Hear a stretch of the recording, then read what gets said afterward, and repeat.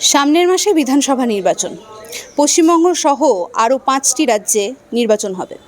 দাঁড়িয়ে রয়েছি এখন টালিগঞ্জ বিধানসভায়, 97 নম্বর ওয়ার্ড।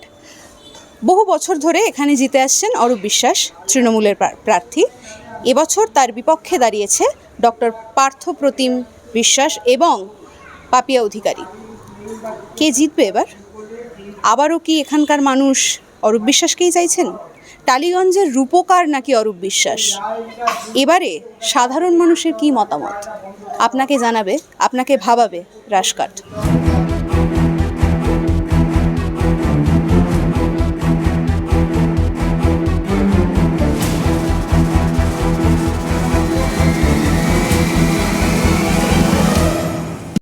সালটা 2021। এই টালিগঞ্জ বিধানসভাতেই অরূপ বিশ্বাস জিতল 50,000-এরও বেশি ভোটে। বিপক্ষ ছিলেন বাবুল সুপ্রিয়র মতো হেভিওয়েট। এবার সেই বিধানসভাতেই তার বিপক্ষে দাঁড়িয়েছেন পার্থপ্রতিম বিশ্বাস সহ পাপিয়া অধিকারীর মতো আরও কিছু হেভিওয়েট নেতারা। পাশা কি বদলাবে নাকি একই থাকবে? এবারের মার্জিন কত হবে?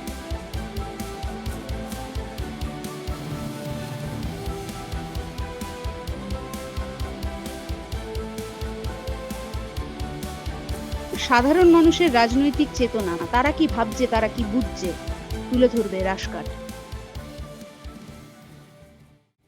উন্নতি বলতে রাস্তাঘাটে বা কিছু বললে, যেমন আমাদের এখানকার যারা বললে কথা শোনেন বা কিছু অসুবিধা তাদের কাছে যাওয়া যায়, বা মানে মধ্যেখানে ক্যাম্প হয়েছিল, ক্যাম্প করে সবার কি অসুবিধা জানা হয় না। উন্নতি তো হয়েছে, এবার কি সব দিকের তো একটা কি বলবো কয়েনের এদিক ওদিক থাকে।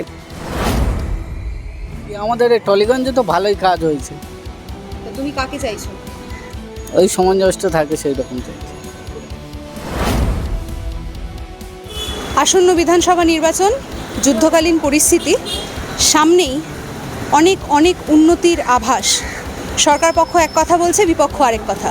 দাঁড়িয়ে রয়েছি টালিগঞ্জ বিধানসভায় এবং কথা বলবো সাধারণ মানুষের সাথে।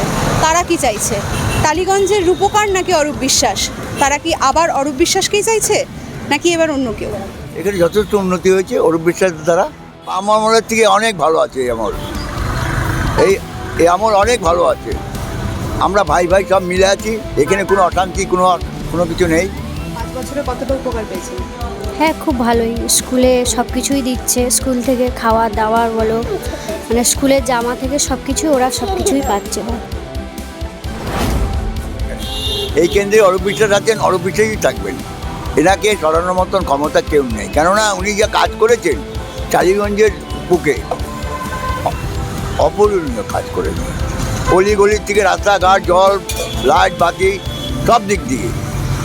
এবং যখন ওনাকে ডাকি, যে কোনো কাজে দৌড়ে যাই, তাতেই আমি ওনাকে পাই। আমি না বলে সমস্ত নাগরিক ওনার সেবা পায়।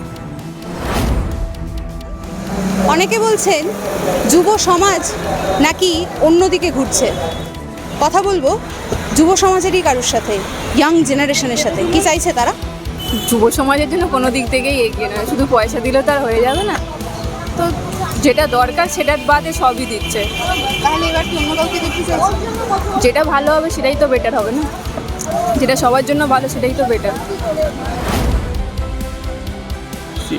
স্কিমগুলো তো বেনিফিটস পেয়েছে, কিন্তু ওর ছাড়াও খুব জিনিস আছে যার জন্য 25 বছর সিপিএম রাজ করেছে, তারপরে 15 বছর টিএমসি রাজ করেছে।